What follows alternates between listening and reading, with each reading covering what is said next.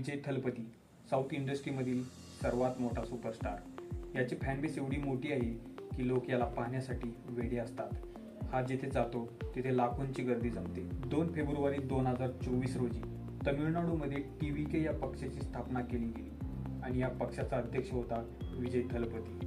विजय याच्या नेतृत्वाखाली या पक्षाने 2026च्या तमिळनाडू विधानसभेच्या निवडणुकीसाठी तयारीही सुरू केली। विजय याच्या राजकीय पक्षाची पहिली सभा 26 ऑक्टोबर 2024 रोजी आयोजित केली गेली। या सभेला त्याच्या फॅनबेसने एवढा मोठा प्रतिसाद दिला की या सभेची तुलना महाराष्ट्रातील जरांगे पाटील यांनी घेतलेल्या अंतरवाली सराटीमधील सभेशी होऊ लागली। परिणामी दिनांक 27 सप्टेंबर 2025 पार होता शनिवार, वेळ संध्याकाळची।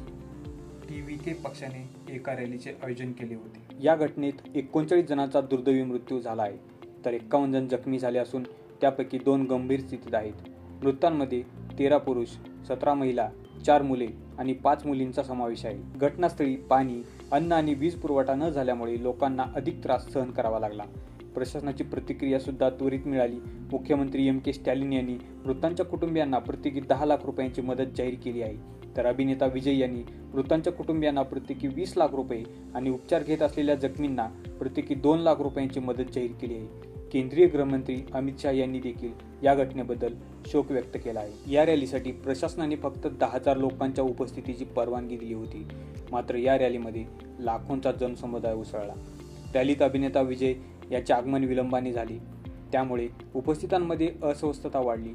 लोकांनी सुरक्षा बॅरिकेड्स तोडून पुढे जाण्याचा प्रयत्नही केला आणि परिणामी चेंगराचेंगरी झाली। विशेष म्हणजे ही घटना राजकीय सभांमध्ये गर्दी व्यवस्थापनाच्या कमतरतेमुळे घडली।